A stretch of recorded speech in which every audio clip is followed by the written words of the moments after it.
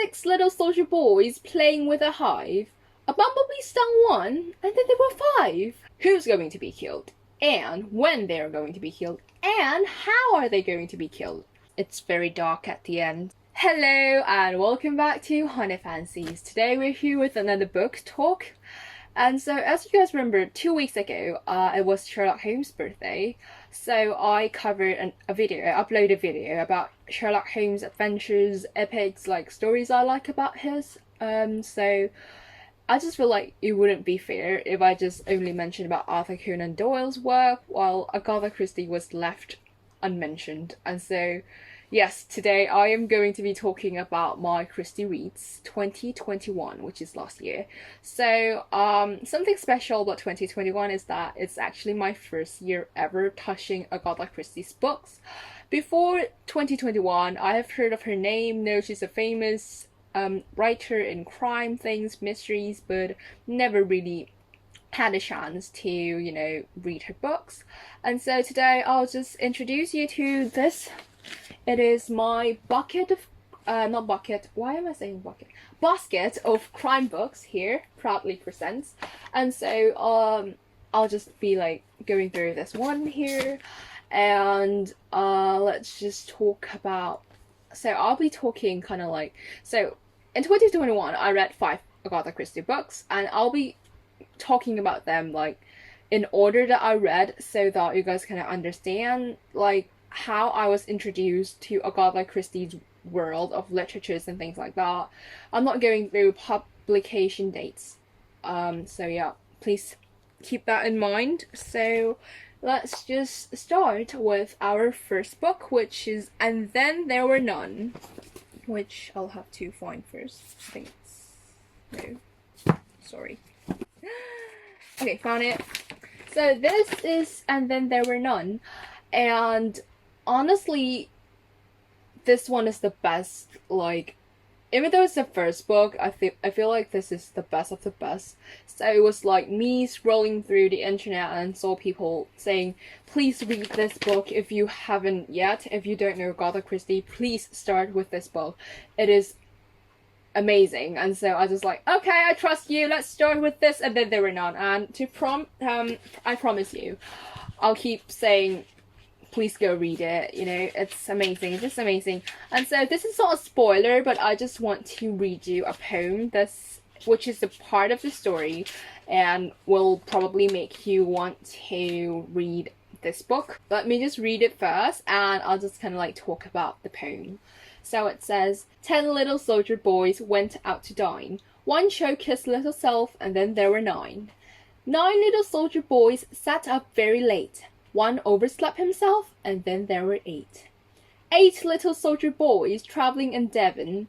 One said he would stay there, and then there were 7. 7 little soldier boys chopping up sticks. One chopped himself in half, and then there were 6. 6 little soldier boys playing with a hive. A bumblebee stung one, and then there were 5.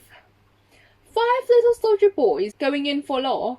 One got into chantry, and then there were 4. 4 little soldier boys going out to sea. A red herring swallowed one, and then there were 3. 3 little soldier boys walking in the Sioux. A big bear hugged one, and then there were 2. 2 little soldier boys sitting in the sun. One got frizzled up, and then there was 1. 1 little soldier boy left all alone. He went and hanged himself, and then there were none. Okay, so this story is kind of like using the bomb theory, which is, let me talk about the bomb theory first too, so that we can really discuss. So bomb theory is a theory that plays with timing, and there wouldn't be any better description of this theory than to give you an example. So this is case A. You see a murderer walking into a room with 3 people inside, and you see him pick out his knife, and then you see him stab a guy, for example. That is case 1. Case 2, firstly, you see 3 guys in a room, and then suddenly one got stabbed like out of the blue and he died. So it's kind of like if you were presented with the second case first, it's not going to be that, it's gonna be like kind of like a jump scare, just will be like sudden death, like oh my god, he's dead. But in the first case, that you gradually sees how things just like proceeds before the things happen. One must be killed because he pulled off his knife, but like during the time between pulling out the knife and stabbing the guy, there's that time that the audience or the reader gets really nervous. It's the same as this book. So as I've already showed you the poem, and this poem is shown very early in the story, and so it's going to be like, okay, we all know that gradually people are going to be killed, but who's going to be killed, and when they're going to be killed, and how are they going to be killed. That's three main things that makes this story so amazing. And let me give you another guarantee that this book is the best-selling crime book ever, according to a survey that was done here. It says, wait.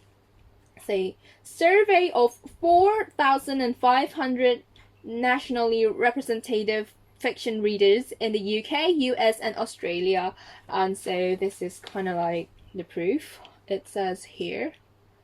And Then There Were None is the world's best-selling crime novel, and so it must be good. Then we move on to our next book. This one was like kind of recommended by my sister. Honestly, we both went to the bookshop, and so I bought And Then There Were None. She bought Murder on the Orient Express because we feel like these two are the most famous, well-known thing. And so here is the Murder on the Orient Express. And for me, since I finished And Then There Were None first, I feel like the Murder on the Orient Express was not that exciting, it's not that intriguing, it's not like playing with time, making readers nervous, just like going through investigates. And so this one's kind of like a teaching for new readers to Agatha, like how to investigate in crimes and things like that. And this is the first time I was really introduced to Hercule Poirot. Sorry, I never pronounced out his name. The name of Bohemian. Anyway, so yeah, I get to meet him, and it was kind of like, so this one is not like when one will be murdered, but how one was murdered. Like, so it's not waiting and seeing who's gonna die. Will that person be able to escape his or her death? It's just, okay, there was a murder announced. And so that detective, it was just like him going through people's suspects and asking them using psychological talks and things like that. So it was not as exciting as And Then There Were None, but it was a great brain practice and great learning of how to do things, how to think, how to reason, and things like that. Honestly, for me, I feel like this book is very similar to another, I think it's Alfred Hitchcock's film called Lady Vanishes. A very great film. Many things kind of clicked with this book when it comes to dialogue and a concept that a crime happens on a train and things like that. So I recommend you guys go check that movie out if you can. It's very, very old. I think it's from the 40s, but please go and check if you can. And so we're just going to move on to my third Agatha Christie Reads of 2021, which is The Sparkling Cyanide. Wait. Yeah, this one. The Sparkling Cyanide. And I have to say that this book was not bought due to me doing researches. I just went back to the bookshop being so in love with Agatha Christie books, and so I came across this book, which obviously with the cover you can see that it's very, very pretty. And so I was like, by impulse I bought it. To be honest, not that satisfactory. So let me kind of like read. It's kind of like a blurb I kind of made myself quite some time ago. So, Sparkling Cyanide is a story post-murder, aka the murder was already announced before we get to know who, where, what, how. We're like, Rosemary was killed. But who amongst this really ordinary and respectable English people killed her? In this story, we get to investigate each evidence as they appeared. We get to suspect individuals from their strange expressions and choice of words. Oh, and we get to know a lot of things. This is an example of an Agatha Christie case you can actually solve. Which is true, my sister solved it. I just kind of like hate my sister at this point, that she solves so many crimes. Like, she's smarter than me. Oh my god, I hate that fact. It says, let me assure you that it is a solvable crime by praising that my little sister actually got the right culprit.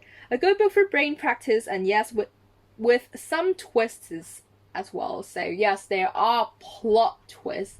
Not that big one, it was just like going through and oh, okay. And it's not like a bomb plot twist.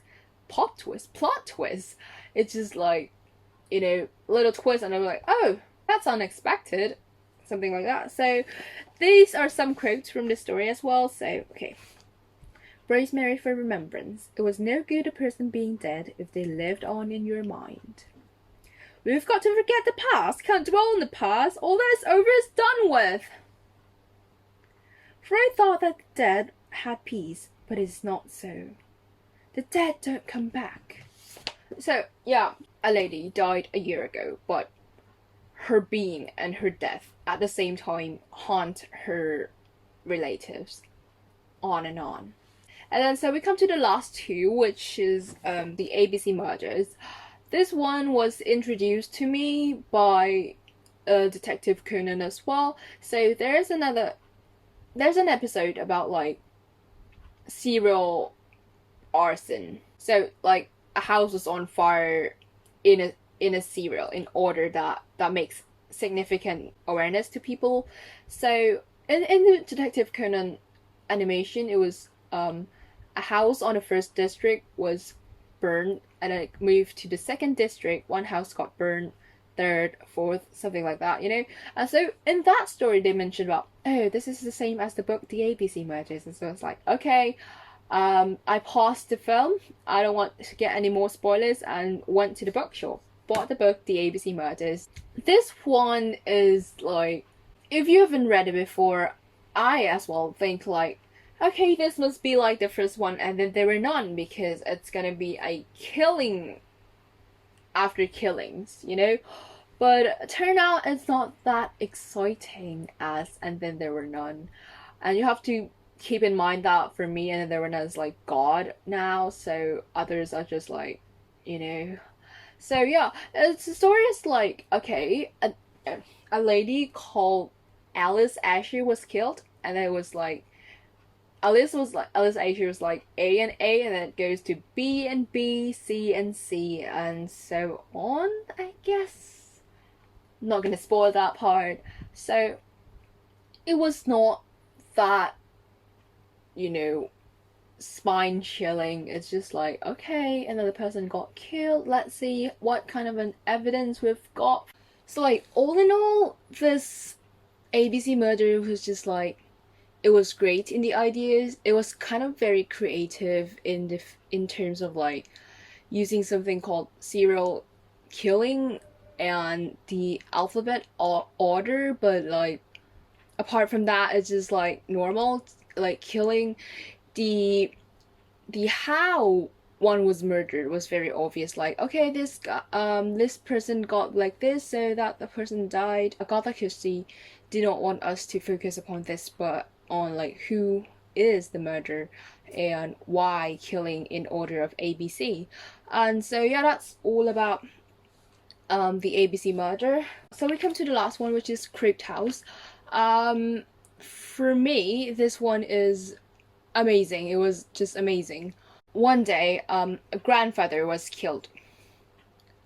So along the story, it was kind of like a third person narrative entire thing. So it was like one person who's not actually the family member but got into the household and then starts investigating and asking proceeding this story for us. And so it was just like meeting crooked persons in the crooked house. So basically the appearance of the house alone is already crooked, and the people inside were even crookeder. And so yeah, it was great to see weird personalities here and there, as well as I saw more inspirations of characters here to the animation Detective Conan, which I'll further mention about in my other videos. But yeah, so all the characters in this book are so unique and singular, and so I like it that way.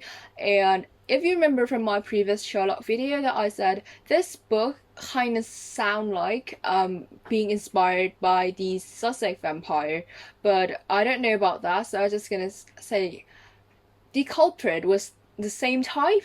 That's all I am saying, same as the previous video, because I'm not going to talk about spoiling things. The ending, however, some people might say it's kind of like a plot twist, but for me it's not. I have like expected something like that already, so it's not like super shocked. But yeah, it was kind of not very ordinary when it comes to saying who exactly was the murder at the end. All the mysteries just like reveals itself. Like finishing, I give it a 5 out of 5. Like it was amazing, but rethinking, I think this book is kind of like too dark, I guess.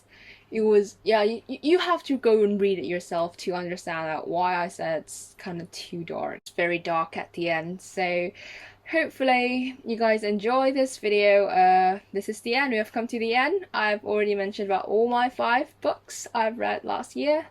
So recap, there were And Then There Were None, The Murder on the Orient Express, Sparkling Cyanide, ABC Murders, and The Crooked House. So hopefully, yeah, you guys enjoy, or go and check them out yourself. And yeah, see you again next time. Bye.